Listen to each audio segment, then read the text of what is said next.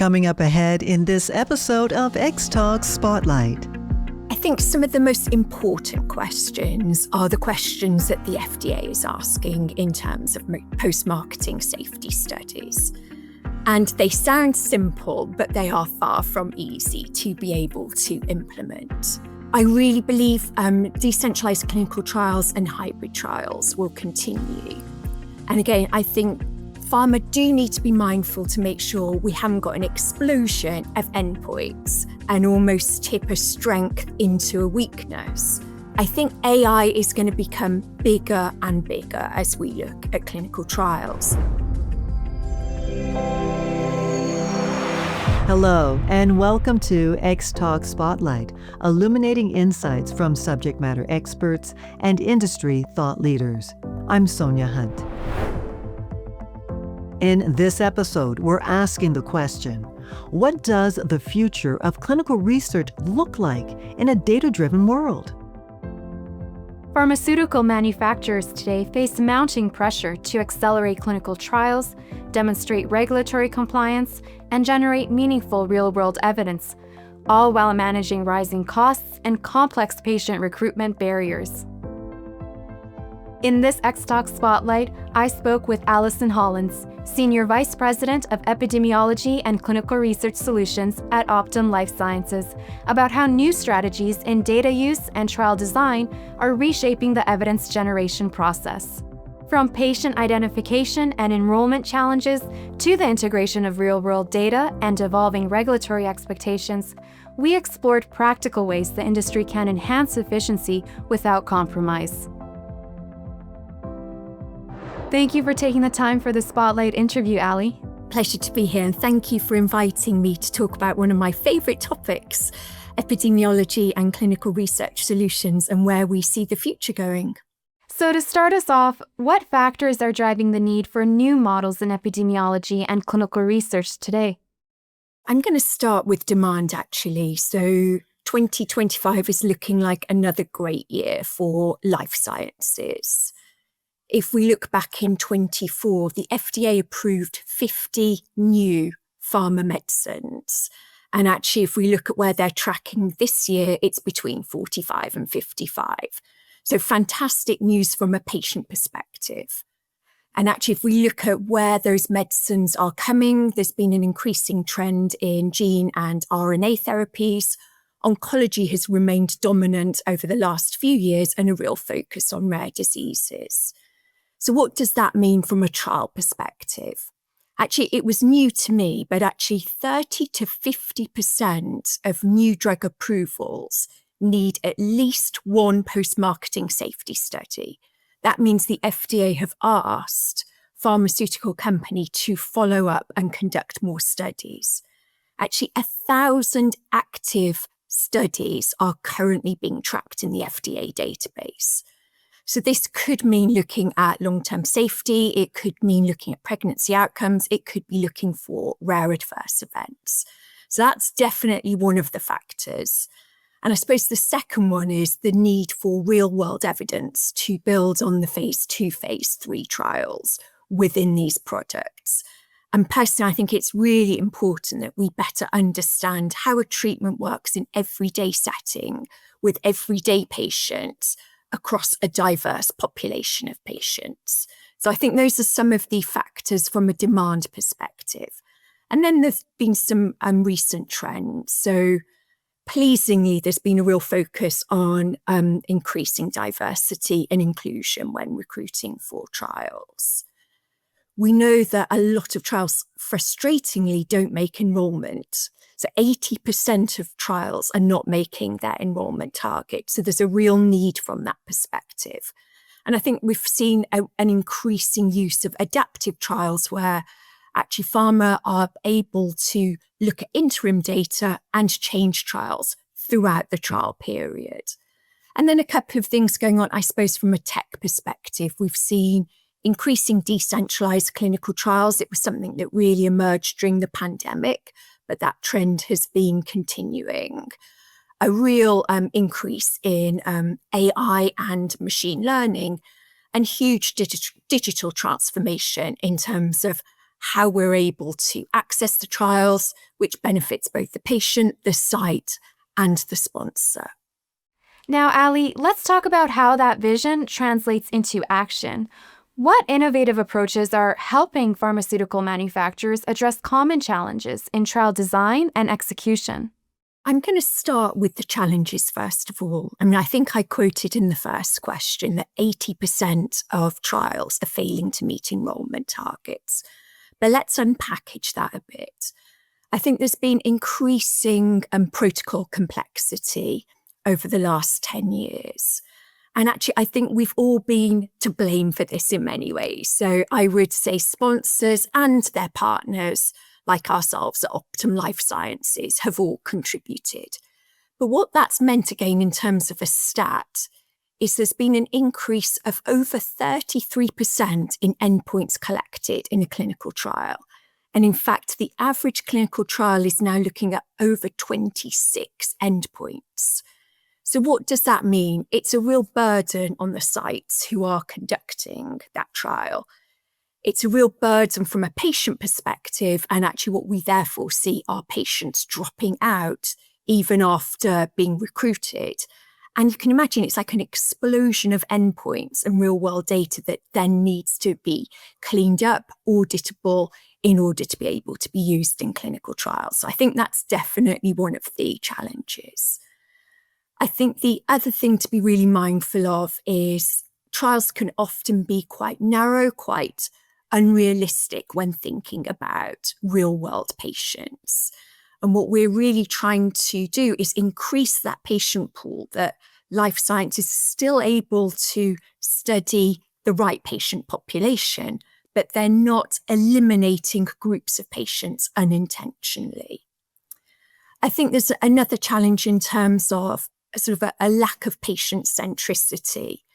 And actually, again, if you think about it from a patient perspective, I am an asthma patient, but actually when you're being asked every quarter to do 3 or 4 different questionnaires about your health, you can see how people can pull out over time. And we touched on it before, I think there's been a real underrepresentation of minority populations. So it's been really pleasing to see that this is something the FDA, pharma, myself and colleagues in life science organizations are trying to address, but it remains a problem. So what are some of the things that we are doing about it? I think data is very close to the heart within Optum Life Sciences. So we're really trying to use data and insights to inform protocol optimization. And as I say, what I mean by that is trying to work out, do these patients actually exist in the sort of surgery that you go to on a regular basis? It's often difficult to translate what you were finding in phase 3 setting to somebody's ordinary practice. I think it's brilliant, the explosion in terms of wearables and eCOA, electronic clinical outcome assessments. And I think they will continue to be leveraged because what that enables is a patient to be able to be part of a trial whilst largely being able to remain at home rather than having to travel 100, 200 miles to a site. I think we're seeing an increase in not just using structured data, which I think has been around for over 10 years, but really accessing unstructured data. And that really enables us to get to more patients. And I think we're seeing more decentralized clinical trials, more hybrid clinical trials. And as I said, I think this is what really enables real-world evidence to remain real-world evidence. So I think those are some of the innovations that we've seen that will really help pharma tackle some of those common challenges. And what are some of the most pressing questions that epidemiology teams are working to answer in support of clinical research? I think some of the most important questions are the questions that the FDA is asking in terms of post-marketing safety studies. And they sound simple, but they are far from easy to be able to implement. So the reality is, and it's good news for patients, but rare side effects are hard to find because actually they're not happening that frequently. So therefore, they're hard to detect. So we really need to be thinking about, have we got the right size of database and have we got the right length of follow-up in order to be able to answer some of those questions. Real-world data tends to be used for these studies. It often isn't clean. There's inconsistent coding. You can get missing data. So the analysts behind these studies are absolutely critical in what they bring. And then, of course, because these trials aren't randomized, what you get is bias. So epidemiology teams are having to really think about confounding factors and how they could skew results. So actually, for me, somebody who's brilliant in this field is able to design studies that really isolate health determinants and navigate confounding factors. They've almost got to be somebody who is a historian. They've got to be a bit of a detective. They've got to be able to tell a story. They really have to design studies that reflect real-world complexity. And I think the last piece, which as a woman I think is really important, is health outcomes in pregnant women. So as you'll know, pregnant women have largely been excluded from clinical trials. And that means that the safety is poorly understood both for the woman and also for the baby. So what there's been recently is a lot of questions to better understand pre- and postnatal exposure and the effect on pregnancy and on infants. So I think that's been a real trend over the last 5-10 years as well. And Ali, answering those questions requires a wide range of data and methods, so let's explore that a little bit. Could you tell us how can observational data and novel data linkages enhance our understanding of product safety and effectiveness? I'm going to start actually with maternal health outcomes, which is what we were just talking about. And I think this has been really interesting in how we've linked data about the woman and linked the data with their infants. And it's by pooling those two health data sources together that we're able to track the exposure, understand better the medicines that they took before and during pregnancy, and therefore be able to link those exposures to infant outcomes. So I think that's a great example of sort of linking data. For me, I've been really excited about unstructured data. This is something I didn't really have much access to when I was in pharma. But actually 80% of healthcare data is unstructured. And therefore, if you're not able to tap into unstructured data, you're not able to access as many patients as you possibly could. I'll give you an example for Alzheimer's. In the structured data, you could, of course, be able to look for diagnosis. You'd be able to understand the medications people are on, lab results, cognitive test scores. So that's brilliant. But actually, if you get into the unstructured data, you can search on symptoms. So you can search for, have they talked about memory loss? Have they talked about confusion? In the notes, you could look at, have they got a family history of Alzheimer's or dementia? And you can get into the findings, the more narrative findings from things like radiology reports. And this really opens up, we think, maybe 30% more patients when we're able to really delve into the unstructured data as well as what we know from the structured data. And I think the last place that data is really playing out is in external control arms. So this is where you use existing data to supplement or even replace control groups.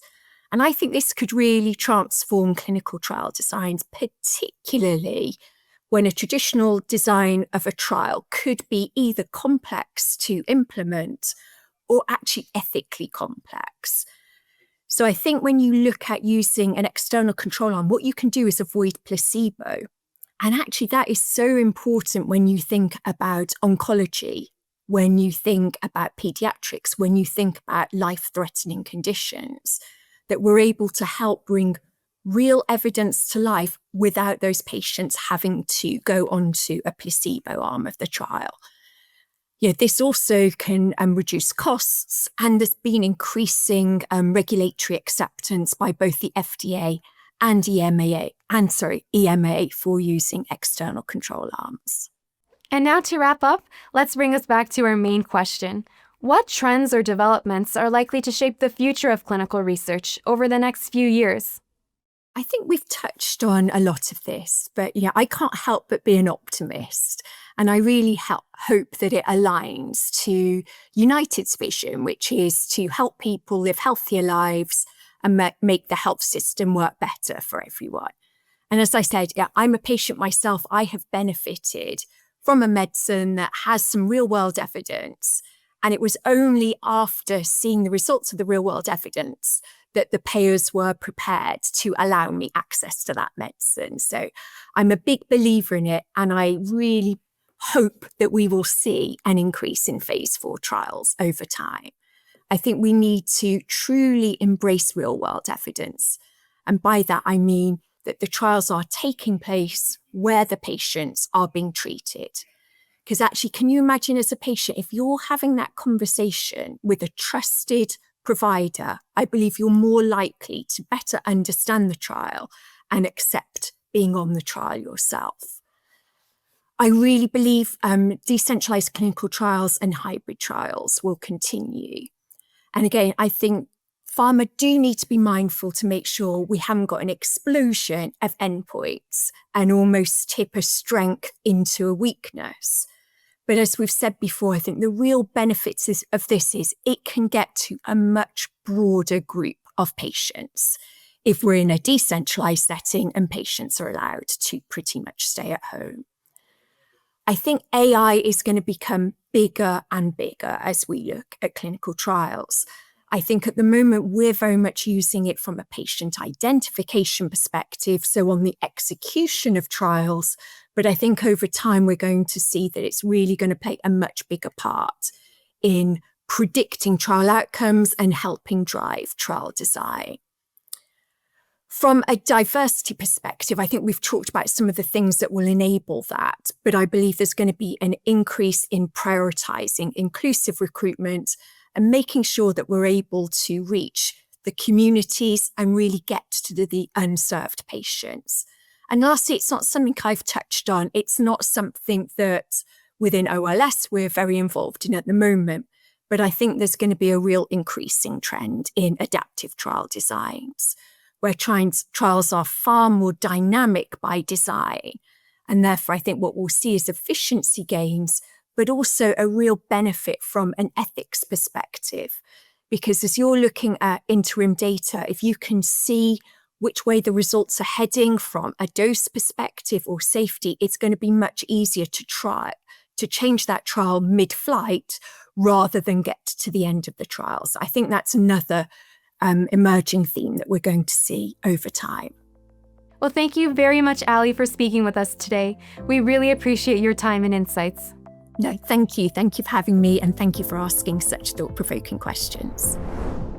We look forward to learning more about Optum Life Sciences' data-driven approaches to clinical research. Thank you all for joining us for this Xtalks Spotlight feature. We hope you enjoyed the discussion.